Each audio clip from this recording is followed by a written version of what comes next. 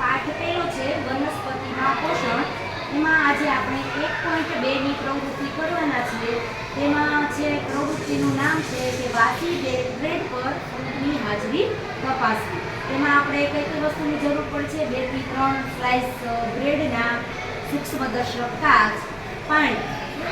સૌપ્રથમ આપણે શું કરવાનું છે? 2 થી 3 બ્રેડની સ્લાઇસ લેવાની છે અને પાણી વડે ભીની કરવાની છે અને 2-3 દિવસ એને હૂંફાળી જગ્યા, વાતાવરણ જ્યાં મળે હૂંફાળું ત્યાં રાખવાની છે.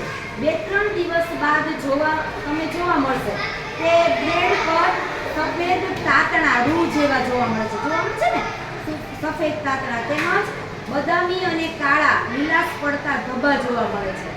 એટલે આપણે આ પરથી કહી શકીએ કે શેના વડે જોવાનું છે? આપણે સૂક્ષ્મદર્શક કાચ વડે.